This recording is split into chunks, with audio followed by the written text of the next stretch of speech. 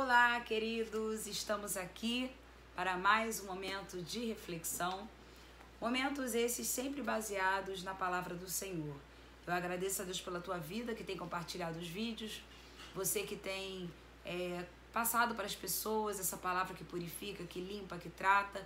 E o maior objetivo do nosso trabalho é povoar os céus. Se você ainda não está inscrito no nosso canal, se inscreva, ative o sininho para toda vez que entrar uma mensagem nova, você receber aí no teu computador, no teu laptop, no teu tablet, para você ser informado que existe uma mensagem nova que nós gravamos aqui para você. Bom, hoje o tema da mensagem é Não Perca o Primeiro Amor. E nós vamos falar de uma igreja que se encontra em Apocalipse, que perdeu o primeiro amor. Vamos lá em Apocalipse capítulo 2, do versículo 1 ao 7. A Bíblia diz assim, vamos rapidamente estudar alguns versículos, e a gente vai primeiro falar do versículo 1, que diz assim: Ao anjo da igreja em Éfeso escreve: Estas coisas diz aquele que conserva na mão direita as 7 estrelas e que anda no meio dos 7 candeeiros de ouro. Então é interessante que Jesus, o próprio Jesus, ditou essa carta para o apóstolo João quando ele estava preso lá na ilha de Patmos. O próprio Jesus ditou esta carta. Então, quem está falando ao anjo da igreja, que é o pastor da igreja de Éfeso, é o próprio Jesus. E é interessante aqui que Jesus, ele fala algumas coisas, né, que nós podemos observar, como aqui no versículo 1 nós temos. Ele diz exatamente o seguinte: ele conserva na sua mão direita as 7 estrelas. O que simbolizam as 7 estrelas e os 7 candeeiros? Simbolizam as 7 igrejas que Jesus ali relatou, fez cartas, ditou cartas a João para as 7 igrejas. Jesus fala exatamente o que aqui no versículo 1? Aquele que conserva na mão direita as 7 estrelas. Ou seja, quem conserva a igreja é o Senhor. E outra coisa que ele diz, o que anda no meio dos 7 candeeiros de ouro que também simbolizam essas igrejas. Ou seja, Jesus é aquele que conserva a igreja, mas aquele que também anda no meio da igreja. Jesus é aquele que orienta os seus líderes, os líderes da igreja, os anjos da igreja, aquele que conserva o povo de Deus. Porque um líder, quando está integralmente conservado, um líder, quando não se corrompe, ele mantém uma igreja sadia. Porque líderes doentes geram igrejas doentes. Líderes saudáveis geram igrejas saudáveis. Então aqui, Jesus fala que ele conserva a igreja e ele tem que ter a liberdade porque ele passeia no meio da igreja. Ele é aquele que anda no meio das igrejas. E aí o versículo 2 diz: Conheço as tuas obras, tanto o teu labor como a tua perseverança. Labor é trabalho. Jesus começa então fazendo um elogio. Um elogio. Porque a carta que Jesus ditou para João, a igreja, endereçada à igreja de Éfeso, ela contém um elogio, uma crítica, uma exortação e uma promessa. Vamos lá? Um elogio, uma crítica, uma exortação, que você pode entender como encorajamento, e uma promessa. E o versículo 2 já começa com elogio. Porque Jesus, ele é pedagogicamente perfeito. Você sabe que você, para criticar alguém, você primeiro precisa elogiar. Quando você faz isso com um filho, né? Quando você chega para um filho para poder criticar alguma coisa que ele fez, não fez tão bem feito como você queria, você primeiro elogia. Olha, filho, ficou muito bom esse trabalho, né? Olha, filha, ficou excelente essa comida. Só faltou, né, isso aqui. Que você precisa consertar é aqui, porque isso é motivador. A crítica construtiva, ela motiva a pessoa e não desanima. Entende? Então Jesus, ele fala aqui no versículo 2, conheço as tuas obras. Sabe, uma igreja que trabalhava, eram obreiros.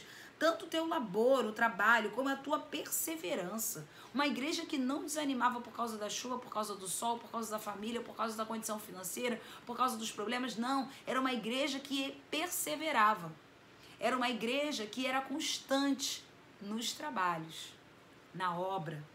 E Jesus continua elogiando eles, dizendo e que não podes suportar homens maus. Pastora, a Bíblia não manda a gente suportar uns aos outros, mas esse suportar aqui que Jesus fala é ser intolerante. Mas, pastor, intolerante é uma palavra que agora no século XXI a gente não deve usar. A gente não pode ser intolerante. Bom, então vamos lá. Jesus está elogiando essa igreja por não suportar, por ser intolerante, por ser intransigente quanto a homens maus. Certo? Pessoas mais que estavam dentro da igreja. E que pessoas mais eram essas? Pessoas que praticavam a maldade. Pessoas que estavam levando a igreja de Éfeso ao desvio. Entende? Então ele estava dizendo o seguinte: vocês são rigorosos com essas pessoas. Por isso que ele fala que eles não suportavam, eles eram rigorosos, porque eles tinham zelo pela palavra de Deus, pela obra de Deus. Então Jesus vem só fazendo elogio a essa igreja. Quem sabe muitos de nós estamos assim, como a igreja de Éfeso, recebendo alguns elogios do Senhor, né? E ele continua elogiando, dizendo: em que puseste à prova os que a si mesmos se declaram apóstolos e não são, e os achaste mentirosos. Ou seja, chegavam pessoas na igreja de Éfeso que se diziam apóstolos. Você sabe o que significa apóstolo? Significa mensageiro. Um apóstolo era aquele que era enviado para pregar o evangelho. O apóstolo, na verdade, é aquele que envia e aquele que vai. É aquele que prega o evangelho, é aquele que é mensageiro. Lembra que Cristo teve 12 apóstolos? O que esses apóstolos faziam? Eles foram enviados para pregar o evangelho. Então o apóstolo não tem esse glamour que nós vemos hoje de um título diferenciado, mas o apóstolo é um mensageiro do evangelho. Um apóstolo genuíno é um verdadeiro mensageiro, pregador do evangelho. Vai onde for preciso para pregar as boas novas. Então tinham pessoas que chegavam ali na igreja de Éfeso se dizendo apóstolos. Ou seja, queriam uma oportunidade de levar o evangelho, de serem enviados. Mas o que aquela igreja fazia? Provava essas pessoas. E como se prova alguém? Pelos frutos. A Bíblia diz, Jesus ensina, que pelos frutos conhecereis árvore. Porque uma árvore boa não pode dar frutos maus. E uma árvore má não pode dar frutos bons. Então, eles começaram a provar essas pessoas. Ah, você é apóstolo realmente? Senta aí. Ouve a palavra. E eles começavam a observar que pelos frutos eles não eram apóstolos nada, eles eram impostores. E infelizmente dentro das igrejas cristãs tem muitos impostores, certo? Tem pessoas que se dizem uma coisa e não são, se intitulam, pessoas que estão se intitulando pastores, bispos, apóstolos, diáconos, obreiros, levitas, e na verdade não são, porque o que prova o que você é não é o título, é o que você faz, é o que você diz no seu dia a dia. É o seu comportamento, não é o título que prova quem nós somos. Ok? Então aqui, Jesus elogia porque essa igreja denunciava os impostores no versículo 2. Eles provavam essas pessoas e viam que eles eram mentirosos. Versículo 3 vem mais um elogio.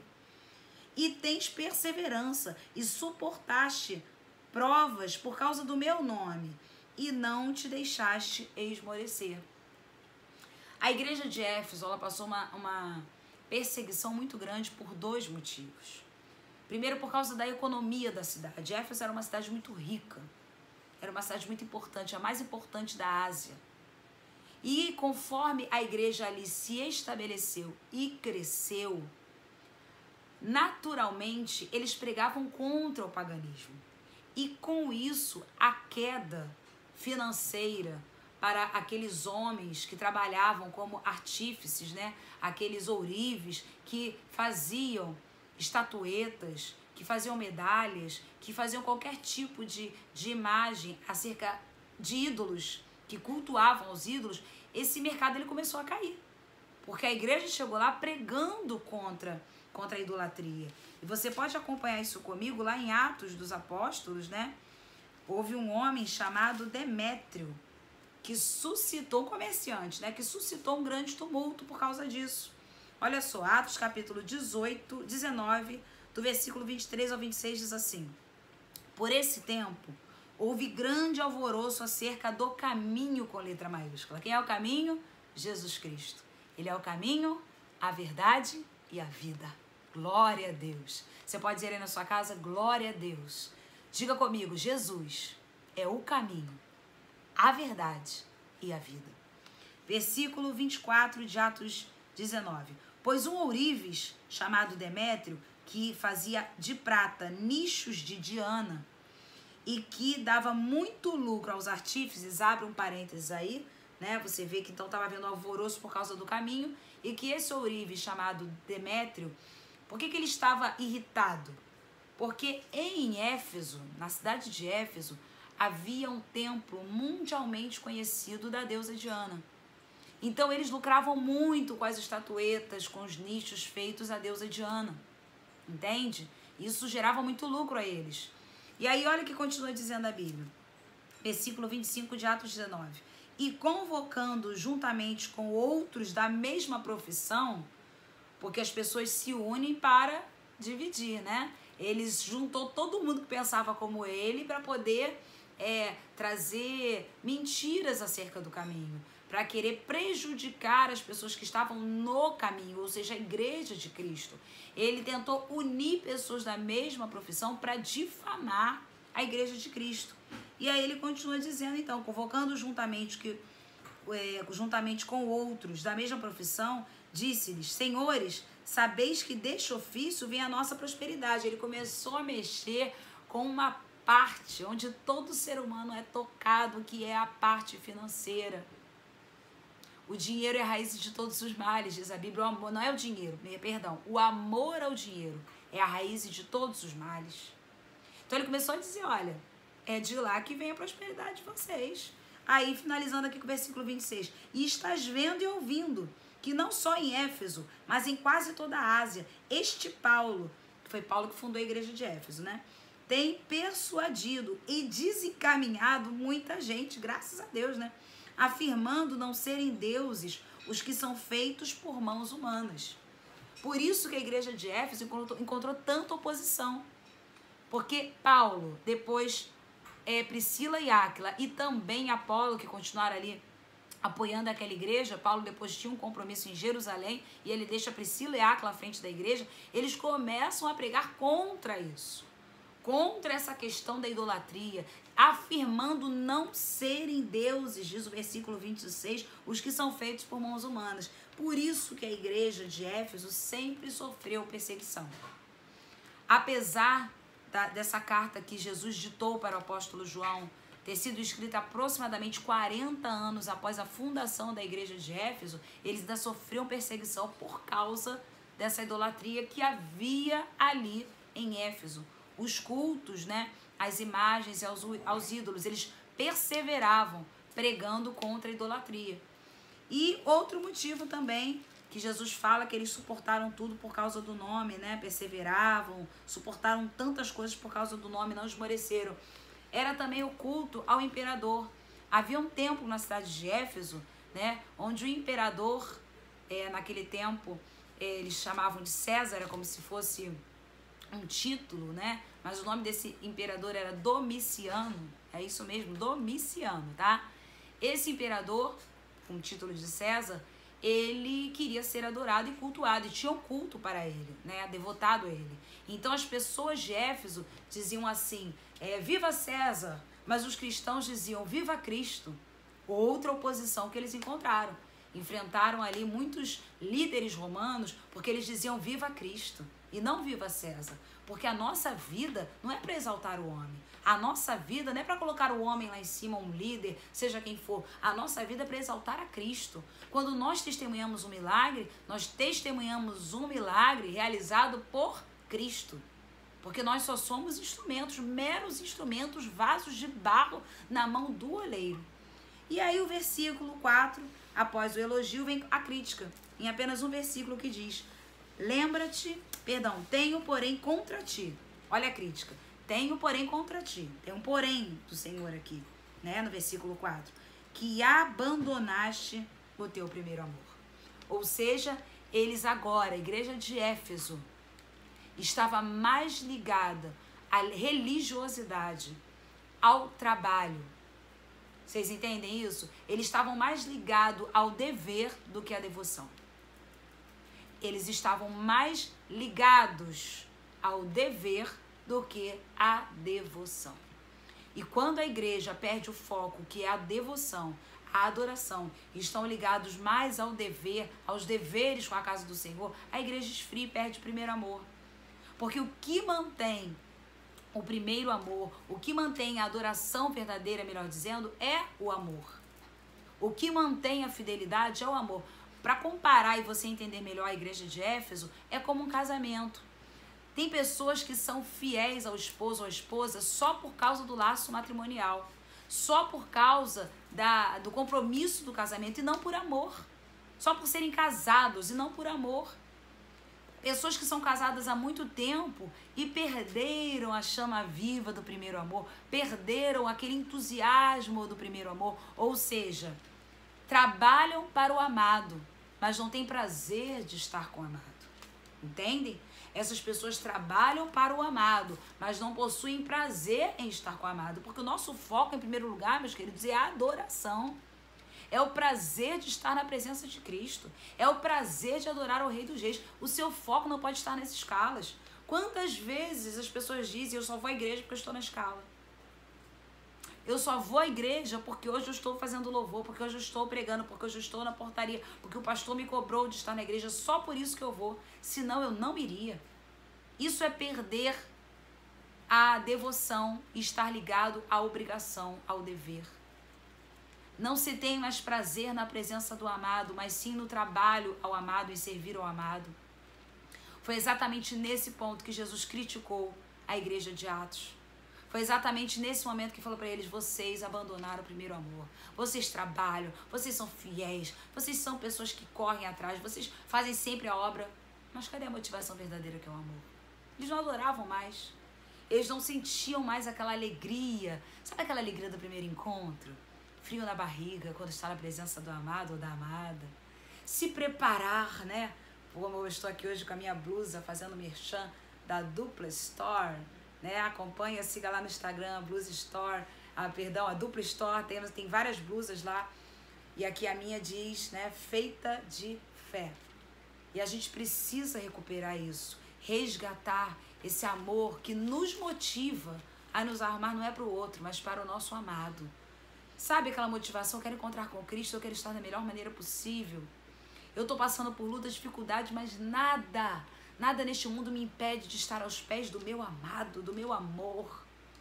Oh, queridos, Jesus é o teu amado. Volte ao primeiro amor. E aí nós voltamos para Apocalipse. Elogio, crítica, vem a exortação, encorajamento. Tinha uma saída para eles. É isso que diz o versículo 5.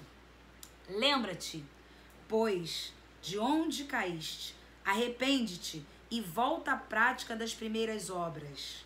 Então Jesus mostra para eles a saída. Jesus não faz só uma crítica.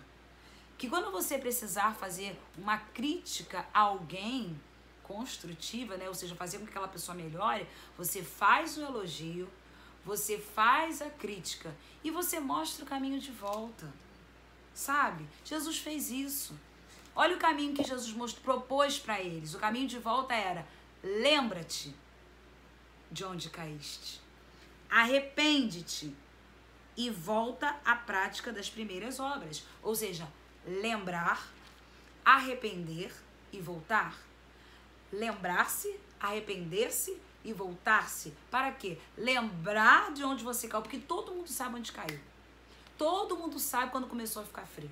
Ah, pastor, eu comecei a ficar frio quando eu entrei na faculdade. Eu comecei a ficar frio quando comecei a namorar fulano. Eu comecei a ficar frio quando eu passei a não ler mais a Bíblia todos os dias. Eu comecei a ficar frio, perder o primeiro amor, quando eu parei de orar todos os dias. Eu comecei a ficar frio quando eu parei de ir à igreja como eu ia. Então Jesus fala, lembra de onde você caiu. Arrependa-te. Ou seja, meu Deus, eu me arrependo, eu não devia ter feito isso. Desde aquele dia que eu sinto que eu não sou mais a mesma cristão, mesmo cristão. E qual é o convite de Jesus? E volta. Como filho pródigo, ele convida, volta às práticas. Volta. É isso, Jesus está mostrando o caminho de volta, de arrependimento. Não adianta você só criticar, você tem que mostrar o caminho, a solução, a exortação, o encorajamento. Você precisa dizer para as pessoas que há solução ainda. Não adianta você criticar pessoas que não seguem a Cristo, não seguem a tua fé. Você precisa mostrar para elas o caminho. O mais importante do que criticar é mostrar o caminho da salvação. Então Jesus aqui agora faz a exortação e o encorajamento, e no versículo 6 ele volta com elogio. Tens, contudo, a teu favor, que odeias as obras dos nicolaítas, as quais eu também odeio. A palavra forte que Jesus usa aqui é uma palavra ódio. Mas preste atenção. Jesus não odiava os nicolaítas. Jesus odiava as obras dos nicolaítas, as práticas dos nicolaítas. Por quê? Porque os nicolaítas eram seguidores de uma seita que comiam alimentos sacrificados a ídolos, né? E se entregavam também aos prazeres carnais. Os nicolaítas tentavam fazer com que a igreja se desviasse. Eles costumavam oferecer banquetes, né? Banquetes onde os cristãos eram convidados a participar. E através desses banquetes eles tentavam fazer com que os cristãos seguissem líderes religiosos de seitas, para extraviar os cristãos, extraviar a igreja de Éfeso, entende? Por isso que quando Jesus fala com eles, fala, olha, eu sei que vocês odeiam as obras dos nicolaítas, as quais eu também odeio, porque a igreja, ela não odeia o pecador não, porque isso é contra a Bíblia, ela odeia o pecado, a prática do pecado, mas ama e acolhe o pecador. Jesus fez isso com aquela mulher pecadora que chorou aos seus pés, ungiu ali com aquele perfume caro, secou com os seus cabelos. Jesus fez isso com a mulher de Samaria, a adúltera. Teve 5 maridos, o 6º não era marido dela, e ela precisou encontrar com o 7º, que era Jesus, para ter uma vida plena e ser saciada completamente. Jesus fez isso com tantas pessoas na Bíblia, ele nunca condenou a pessoa, ele condenava o pecado. Quantas vezes ele falou, ele disse para a mulher adúltera, vai e não peques mais.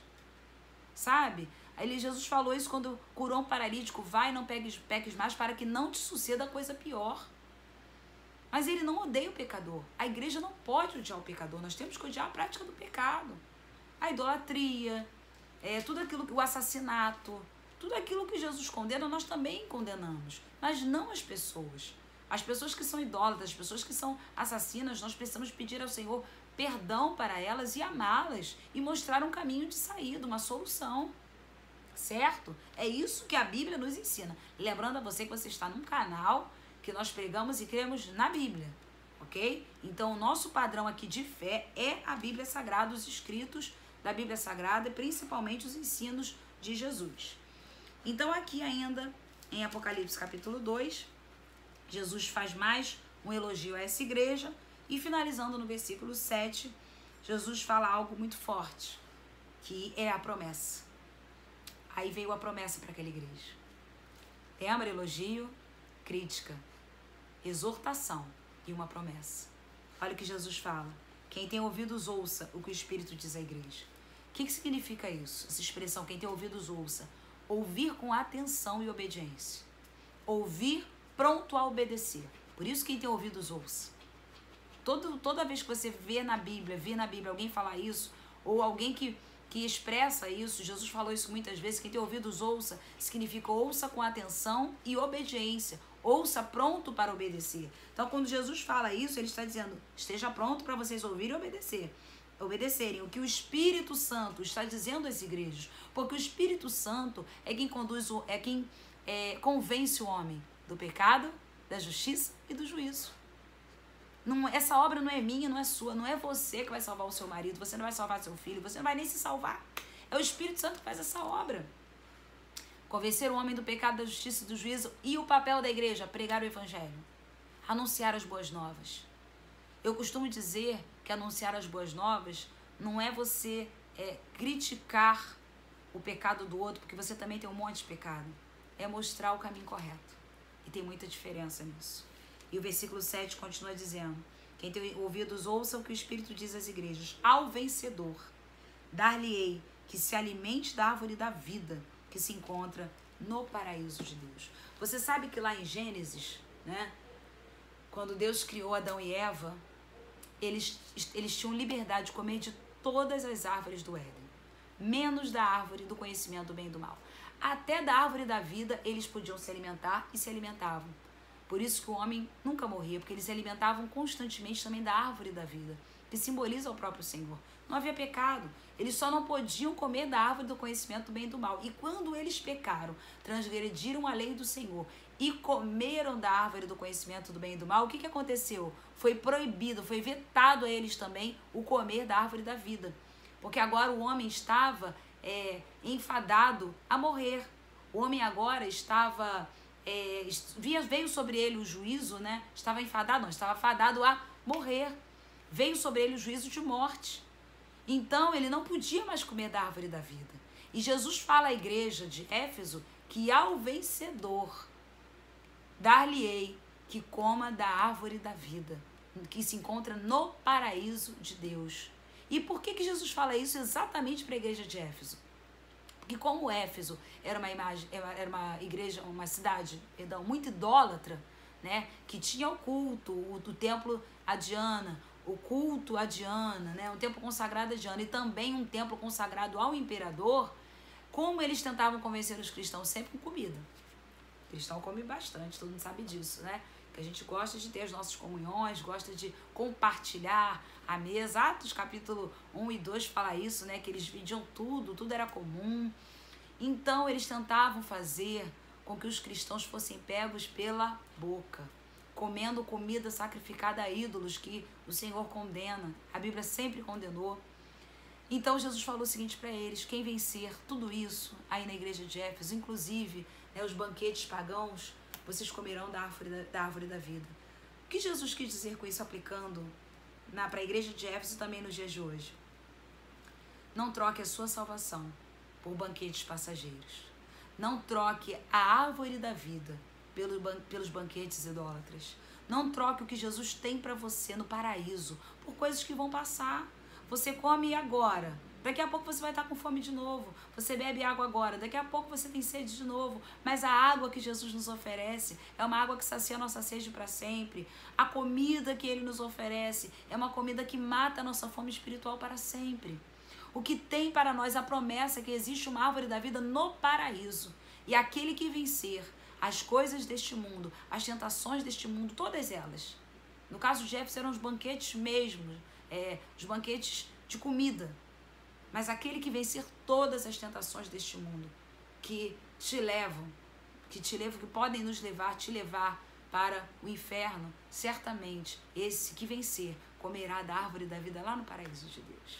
Amém? E os historiadores dizem, né? A parte histórica da igreja diz que a igreja de Éfeso ouviu a palavra de Jesus, ouviu o ensinamento de Jesus por aproximadamente 10 anos após Jesus ter ditado esta carta. Mas, infelizmente, essa igreja veio a fracassar, essa igreja depois voltou a perder o primeiro amor e a igreja de Éfeso sumiu. Essa igreja deixou de existir como igreja local, como congregação. A igreja acabou.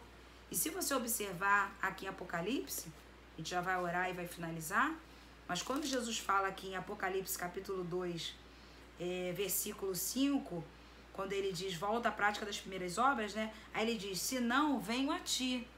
O próprio Jesus iria visitá-los, por quê? Porque ele mesmo diz que ele conservava as 7 estrelas na mão, que é o simbolismo da igreja, e também passeava no meio, né? Aqui diz o versículo 1, no meio dos 7 candeeiros de ouro. Então ele diz, se vocês não ouvirem, eu vou vir a vocês e moverei do seu lugar o teu candeeiro, caso não te arrependas. Se não houvesse arrependimento, aquela igreja local deixaria de existir. A congregação de Éfeso deixaria de existir. E infelizmente eles ouviram por 10 anos. Mas depois de 10 anos, eles voltaram a se esfriar, voltaram a ser religiosos ativistas, abandonaram o primeiro amor. E essa igreja foi extinta, acabou. Pastor, uma igreja pode deixar de existir? Pode. Se abandonar o primeiro amor, principalmente. Se o foco não for mais Cristo. E a história também diz, né, que no lugar onde era a congregação de Éfeso, a igreja de Éfeso, se tornou um pântano. Então isso é muito sério. Não deixe que a sua vida se torne um pântano, um local de águas sujas, um local onde tudo que fica afunda, nada para, não tem vida, animais não têm vida, plantas não têm vida, porque o pântano é um local que só serve para acumular sujeira. A sua vida não pode se tornar um local assim. Felizmente a igreja de Éfeso teve a oportunidade, Jesus elogiou, criticou, exortou, deu a promessa, mas eles se extraviaram. É claro que essa geração de Éfeso, da igreja de Éfeso, não é a mesma de Paulo, Priscila, Áquila, Apolo. Como eu falei, 40 anos se passaram após a igreja ter sido fundada. Tinha vindo uma nova geração. Uma geração que estava mais preocupada em trabalhar para Jesus do que adorar a Jesus. Amém? Não perca o seu primeiro amor. Vamos orar para que neste momento Jesus venha ativar em nós o primeiro amor. Feche seus olhos aí onde você estiver. Vamos orar ao Pai. Senhor Jesus, neste momento eu quero orar a Ti, clamar ao Senhor, para que o Senhor venha trazendo as nossas vidas ao nosso coração, resgatando o nosso primeiro amor.